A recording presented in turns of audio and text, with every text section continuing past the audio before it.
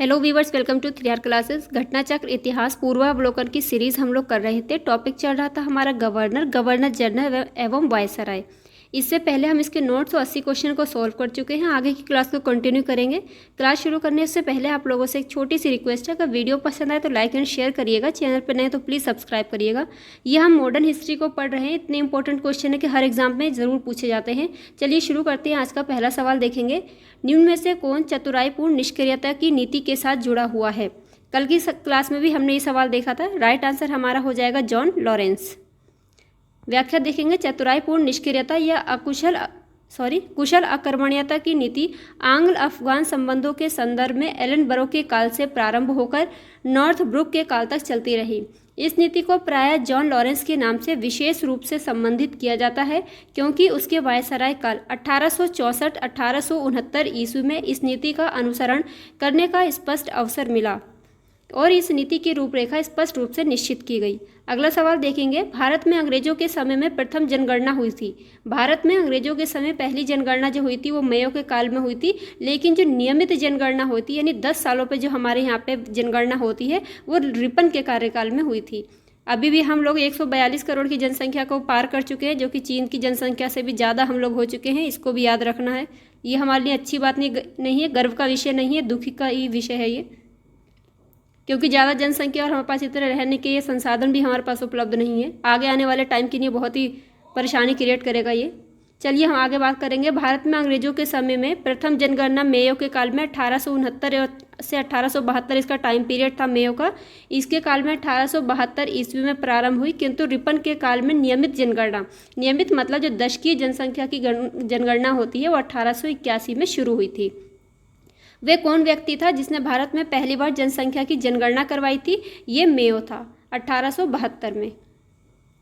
किस वायसराय की हत्या अंडमान निकोबार द्वीप समूह में जब वे भ्रमण पर थे एक दंडित अपराधी द्वारा की गई थी? ये भी मेयो की हत्या ही थी। मेयो 1869 से 1872 ईस्वी की इसका टाइम पीरियड था। इसकी हत्या अंडमान निकोबार द्वीप समूह के भ्रमण के दौरान एक कैदी द्वारा की गई थी। मेयो प्रथम गवर्नर जनरल था जिसकी हत्या उसके कार्यकाल में की गई थी। आगे बात करेंगे किस वायसराय की हत्या उसके कार्यकाल में की गई थी। राइट आंसर हो जाएगा इसका मेयो। अफगानिस्तान के प्रति एक जोश भरी अग्र फॉरवर्ड नीति का अनुसरण करने वाला गवर्नर जनरल था ये लिटन। तो राइट आंसर इसका हो जाएगा लिटन। 1876 ईस्वी में लिटन के वायसराय बनकर आने पर अफगानिस्तान के प्रति अपनाई गई नीति में परिवर्तन आया। कुशल आक्रमणीयता की नीति के स्थान पर अग्रगामी नीति का अनुसरण होने लगा। अफगानिस्तान के प्रति आक्रामक नीति किस वायसराय ने अपनाई थी? राइट आंसर हो जाएगा इसका लिटन। कौन भारत का वायसराय सबसे दीर्घ काल तक रहा? इन सब में सबसे ज़्यादा दीर्घ काल तक, लंबे टाइम तक रहा था ये कर्जन। इसी के टाइम पर बंगाल विभाजन हुआ था 1905 ईस्वी में। ब्रिटिश वायसरायों में भारत के विषय में सर्वाधिक जानकारी रखने वाले वायसराय कर्जन का प्रश्नगत वायसरायों में सर्वाधिक दीर्घकाल था। कर्जन का टाइम पीरियड था 1899 से 1905, 7 साल ये रहा। डफरिन 1884 से 1888, इसी के टाइम पीरियड में भारतीय राष्ट्रीय कांग्रेस की स्थापना हुई थी 1885 ईस्वी में, 4 साल रहा। हार्डिंग 1910 से 1916, 6 साल रहा। और मेयो 1869 से 1872, ये 3 साल रहा। तो राइट आंसर इसका हो जाएगा कर्जन। ये सबसे लंबी टाइम पीरियड तक रहा था विकल्प के अनुसार। भारत में स्थानीय स्वायत्तशासित संस्थाएं 1882 ईस्वी में सशक्त की गई थी। किसके कार्यकाल में? ये रिपन के काल में। 1880 ईस्वी में इंग्लैंड में ग्लैडस्टन के नेतृत्व में उदारवादी दल सत्ता में आया। ग्लैडस्टन यूरोप में स्वतंत्रता का समर्थक था। उसने अपनी भारत के प्रति नीति का इन शब्दों में वर्णन किया। हमारा भारत में रहने का अधिकार इस तर्क पर है कि हमारा वहाँ रहना भारतीयों के लिए हितकर है, और साथ ही ये है कि भारतीय ये अनुभव करें कि ये हितकर है। इस दौरान रिपन को वायसराय पद के लिए चुना गया। संभवतः रिपन के कार्यकाल का सबसे महत्वपूर्ण कार्य स्थानीय स्वशासन पर सरकारी प्रस्ताव, जो कि 1882 ईस्वी में आया था। रिपन देश की नगर पालिकाओं को विकसित करना चाहता था। उसके अनुसार इन्हीं से देश की राजनीतिक शिक्षा आरंभ होती है। इस प्रस्ताव के तहत ग्रामीण प्रदेशों में स्थानीय बोर्डों की स्थापना की गई। प्रत्येक जिले में जिला उपविभाग, तालुका अथवा तहसील बोर्ड बनाने की आज्ञा हुई। नगरों में नगर पालिका स्थापित की गई। इन स्थानीय संस्थाओं को निश्चित कार्य तथा आय के साधन दिए गए। आगे बात करेंगे भारत में स्थानीय स्वायत्त शासन को किसने प्रोत्साहित किया था? इसका राइट आंसर हो जाएगा रिपन। इल्बर्ट विल विवाद किससे संबंधित था? भारतीयों द्वारा हथियार लेकर चलने पर कुछ प्रतिबंधों का लागू किया जाना, भारतीय भाषाओं में प्रकाशित होने वाले समाचार पत्रों पत्रिकाओं पर प्रतिबंध लागू किया जाना, यूरोप के लोगों के मामले की सुनवाई करने के लिए भारतीय न्यायाधीशों पर लगाई गई अयोग्यताओं को हटाया जाना, यही इल्बर्ट बिल से संबंधित था। सर पीसी इल्बर्ट वायसराय की परिषद के विधि सदस्य थे। इन्होंने 2 फरवरी 1883 को विधान परिषद में एक विधेयक प्रस्तुत किया जिसे इल्बर्ट बिल की संज्ञा दी जाती है। इस विधेयक का उद्देश्य था कि जाति भेद पर आधारित सभी न्यायिक अयोग्यताएं तुरंत समाप्त कर दी जाए और भारतीय तथा यूरोपीय न्यायाधीशों की शक्तियां समान कर दी जाएं। यूरोपीय लोगों ने इसे अपने विशेषाधिकारों पर कुठाराघात माना। उनको ये लगा कि भारतीय हमारे बराबर कैसे हो सकते, इसलिए उनको ये बुरा लगा। इल्बर्ट बिल को लेकर हुए विवाद के कारण ही 1884 ईस्वी में रिपन ने अपना कार्यकाल पूरा होने से पूर्व ही त्यागपत्र दे दिया था।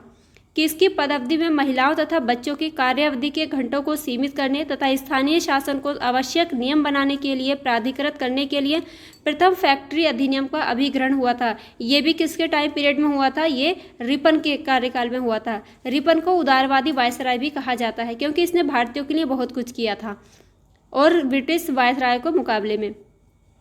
रिपन को ब्रिटिश भारत के वायसरायों में सबसे अधिक उदारवादी माना जाता है। उन्होंने 100 या उससे अधिक कार्यरत मजदूरों वाली फैक्ट्रियों में काम करने वाली महिलाओं तथा बच्चों के संबंध में कुछ उदारवादी नियम बनाए जिन्हें प्रथम फैक्ट्री अधिनियम 1881 के रूप में जाना जाता है। ये पूछा हुआ सवाल है। प्रथम फैक्ट्री अधिनियम कब आया था? 1881 में। किसके टाइम पीरियड में? रिपन के टाइम पीरियड में। इससे पहले क्या होता था? जितनी महिलाएं बच्चे या मजदूर होते थे उनसे अपने हिसाब से ये लोग अनलिमिटेड काम करवाते थे। जब तक इनका दिल चाहता तब तक कराते थे, कोई छुट्टी भी नहीं देते थे। उनके साथ में इतना अत्याचार किया जाता था। इसलिए रिपन जो था 1881 में प्रथम फैक्ट्री अधिनियम लेके आया। इस अधिनियम के तहत 7 वर्ष से कम उम्र के बच्चों के फैक्ट्रियों में काम करने पर रोक लगा दी गई एवं 7 से 12 वर्ष के बच्चों की कार्य अवधि प्रतिदिन 9 घंटे कर दी गई। कितनी कर दी गई? पहले ज़्यादा काम करवाते थे, अब 9 घंटे हो गई तथा महीने में इनको 4 दिन की छुट्टी का प्रावधान भी दिया गया। इससे पहले कोई भी छुट्टी भी नहीं दी जाती थी। अगले क्वेश्चन में बात करेंगे, निम्नलिखित कथनों पर विचार कीजिए। फैक्ट्री एक्ट 1881 औद्योगिक कामगारों की मजदूरी नियत करने के लिए और कामगारों को मजदूर संघ बनाने देने की दृष्टि से पारित किया गया था। एन.एम. लोखंडे ब्रिटिश भारत में मजदूर आंदोलन संगठित करने में अग्रगामी थे। उपरोक्त कथनों में से कौन सा कथन सही है? इसका विकल्प बी सही है। ये 1881 में क्या था? कामगारों को मजदूर संघ बनाने देने की दृष्टि से पारित नहीं किया गया था, जबकि ये महिलाओं बच्चों के लिए कुछ छूट देने के लिए पारित किया गया था। व्याख्या देखते हैं, अच्छे से समझ पाएंगे। प्रथम कारखाना अधिनियम 1881 ईस्वी में पारित किया गया था, परंतु यह अधिनियम अपर्याप्त मानदंड जैसा साबित हुआ। इसमें केवल ऐसे मजदूर जो बच्चे थे उन्हीं के सुरक्षा से संबंधित प्रावधान बनाया गया था। इस अधिनियम में महिला मजदूरों से संबंधित कोई प्रावधान नहीं बनाया गया। अतः इस अधिनियम से मजदूर सामान्यतः निराश थे। एन.एम. लोखंडे भारत में मजदूर आंदोलन संगठित करने में अग्रगामी थे। 19वीं शताब्दी में वे न केवल हथकरघा एवं कपड़े की मिलों में मजदूरों की दयनीय स्थिति में सुधार करने के लिए याद किए जाते हैं, बल्कि जाति एवं संप्रदाय जैसे मुद्दों पर भी उन्होंने साहसिक पहल की। अतः कथन केवल 2 सत्य है। निम्नलिखित में से किसने भारत में स्थानीय स्वायत्त शासन का जनक माना जाता है? किसे भारत में स्थानीय स्वशासन का जनक माना जाता है? इसको रिपन को माना जाता है। रिपन के कार्यकाल में प्रस्तुत स्थानीय स्वशासन प्रस्ताव 1882 ईस्वी से भारत में आधुनिक स्थानीय स्वशासन का प्रारंभ माना जाता है। रिपन को स्थानीय स्वशासन का पिता भी कहा जाता है। इन्होंने प्रांतीय सरकारों को आज्ञा दी कि वे प्रांतीय तथा स्थानीय नागरिक वित्तीय साधनों का एक सर्वेक्षण करें, जिससे ये निश्चित किया जा सके कि किन किन मदों का आम व्यय स्थानीय प्रशासन के सुपुर्द किया जा सके या उनको सौंपा जा सकता हो। निम्नलिखित में से कौन सा युग्म सही सुमेलित नहीं है? तो स्थानीय स्वशासन लिटन नहीं, ये रिपन से संबंधित है। सहायक संधि वेलेजली से 1793 ईस्वी में राज्य अपहरण की नीति डलहौजी की, जिसको हड़प नीति भी कहते हैं। स्थायी बंदोबस्त ये कॉर्नवालिस का है। तो राइट आंसर हो जाएगा विकल्प ए, स्थानीय स्वशासन ही लिटन से नहीं जबकि रिपन से संबंधित है। सूची 1 को सूची 2 से मिलाना है। क्लाइव, बेंटिक, मेटकॉफ, कर्जन दिया गया है।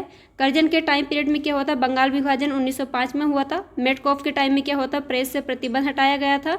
और बेंटिक के टाइम पीरियड में अंग्रेजी शिक्षा और क्लाइव के टाइम पीरियड में बंगाल में दोहरा शासन लगाया गया था। तो व्याख्या इधर देखेंगे। क्लाइव ने 1765 ईस्वी में बंगाल में द्वैध शासन प्रणाली लागू की। बेंटिक के कार्यकाल में ही मैकाले द्वारा आधुनिक शिक्षा की नींव रखी गई।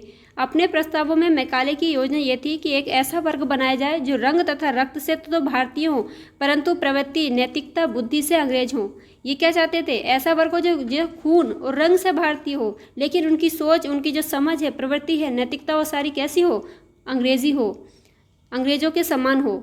मैकाले का विचार 7 मार्च 1835 को एक प्रस्ताव द्वारा अनुमोदित कर दिया गया, जिसमें यह निश्चय हुआ कि उच्च स्तरीय प्रशासन की भाषा अंग्रेजी होगी। चार्ल्स मेटकॉफ ने प्रेस पर से प्रतिबंध हटाया, लेकिन इसीलिए उसे समाचार पत्रों का मुक्तिदाता कहा जाता है। मोस्ट इंपॉर्टेंट, ये अलग से क्वेश्चन भी पूछा जा चुका है कि समाचार पत्रों का मुक्तिदाता किसे कहते हैं? मेटकॉफ को।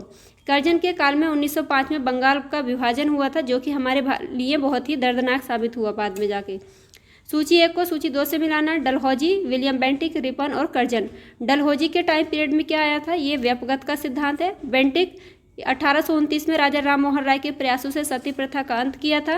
रिपन अभी हमने पढ़ा है स्वायत्त शासन। और कर्जन के टाइम पे 1905 में बंगाल का विभाजन हुआ था। व्यपगत का सिद्धांत डलहौजी का टाइम पीरियड था 1848 से 1856 ईस्वी। तो ये व्यपगत का सिद्धांत जो है डलहौजी से जुड़ा है। इस सिद्धांत के द्वारा कुछ महत्वपूर्ण रियासतें थीं, जैसे कि सतारा पहला ऐसा राज्य था या रियासत थी जो हड़प नीति का इसका शिकार हुई थी 1848 में। जैतपुर और संबलपुर 1849 में इसको व्यपगत के सिद्धांत के अंतर्गत आने वाले राज्य थे। बगाद 1849 में था। उदयपुर 49 में नहीं था, 1850 में था। उदयपुर, झांसी और नागपुर विलय कर ली गई। विलियम बेंटिक ने 1829 के 17वें नियम द्वारा सती प्रथा का अंत किया। ये भी पूछा जाता है, सती प्रथा का अंत किस वायसराय के टाइम पीरियड में हुआ था? विलियम बेंटिक के। रिपन के कार्यकाल का सबसे महत्वपूर्ण कार्य स्थानीय स्वशासन पर सरकारी प्रस्ताव था। बंगाल का विभाजन 1905 में कर्जन के टाइम पीरियड में हुआ था। अगला क्वेश्चन देखेंगे, निम्नलिखित में से कौन सी जोड़ी गवर्नर जनरल और घटना सुमेलित है? कॉर्नवालिस रेगुलेटिंग एक्ट, वेलेजली स्थायी बंदोबस्त, एलनबरो सिंध का विलय और डलहौजी प्रथम अफगान युद्ध। तो राइट आंसर हो जाएगा सी, एलनबरो के टाइम से संबंधित है सिंध का विलय। एलनबरो 1842 से 1844 इसका टाइम पीरियड था। इसके समय में 1843 ईस्वी में सिंध का विलय किया गया था और दास प्रथा का अंत भी एलनबरो के टाइम पीरियड में ही किया गया था। भारतीय पुरातत्व सर्वेक्षण की स्थापना किसके काल में हुई थी? ये हुई थी कर्जन के टाइम पीरियड में। भारत में पुरातत्व सर्वेक्षण संबंधी प्रयास 1784 ईस्वी में कलकत्ता में विलियम जोन्स द्वारा एशियाटिक सोसाइटी की स्थापना के साथ प्रारंभ किए। एशियाटिक सोसाइटी की स्थापना किसने की थी? विलियम जोन्स ने। कब? 1784 ईस्वी में। यह अलग से भी पूछा हुआ सवाल है, याद रखिएगा। 1861 ईस्वी में कैनिंग द्वारा अलेक्जेंडर कनिंघम को प्रथम पुरातात्विक सर्वेक्षक नियुक्त किया गया तथा 1871 ईस्वी में पुरातात्विक सर्वेक्षण के लिए सरकार में अलग विभाग बनाया गया। कर्जन का कार्यकाल 1899 से 1905 ईस्वी के दौरान वर्ष 1901 में भारतीय पुरातत्व सर्वेक्षण को एकीकृत एवं केंद्रीकृत स्वरूप देते हुए जॉन मार्शल को इसका महानिदेशक नियुक्त किया गया था। भारतीय पुरातत्व सर्वेक्षण की स्थापना हुई थी किसके टाइम में? कर्जन के कार्यकाल में। निम्नलिखित में से किसने पुरातत्व सर्वेक्षण विभाग की स्थापना की थी? कर्जन ने की थी। देखिए इसका व्याख्या देखेंगे। 1871 में पुरातत्व सर्वेक्षण विभाग बनाया गया था। उस समय गवर्नर जनरल कौन था? मेयो तथा Duke of Argyll secretary of state थे। अर्गिल के सुझाव पर ही पुरातत्व विभाग बनाया गया। दिए गए विकल्पों में मेयो तथा अर्गिल के किसी का नाम न होने के कारण छत्तीसगढ़ लोक सेवा आयोग ने इस प्रश्न को निरस्त कर दिया था। आगे बात करेंगे, प्राचीन स्मारक संरक्षण एक्ट किस गवर्नर जनरल के कार्यकाल में पारित हुआ था? ये हुआ था प्राचीन स्मारक संरक्षण एक्ट कर्जन के टाइम पीरियड में 1904 ईस्वी में। व्याख्या देखेंगे, प्राचीन स्मारक संरक्षण अधिनियम 1904 के द्वारा कर्जन ने भारत में पहली बार ऐतिहासिक इमारतों की सुरक्षा एवं मरम्मत की ओर ध्यान देते हुए 50,000 पाउंड की धनराशि का आवंटन किया था। भारत में कर्जन के प्रशासन की तुलना औरंगजेब से किसने की थी? ये जी.के. गोखले ने। कर्जन ने अपने वायसराय का काल 1899 से 1905 में भारतीय जनमानस की आकांक्षाओं की पूर्णता अवहेलना करते हुए भारत में ब्रिटिश शासन को सुदृढ़ करने का प्रयास किया। गोपाल कृष्ण गोखले ने कर्जन के प्रशासन की तुलना मुगल सम्राट औरंगजेब से की थी और औरंगजेब को जिंदा पीर भी कहा जाता है। इंपीरियल कैडेट कॉर्प्स की स्थापना किसने की थी? ये कर्जन ने की थी।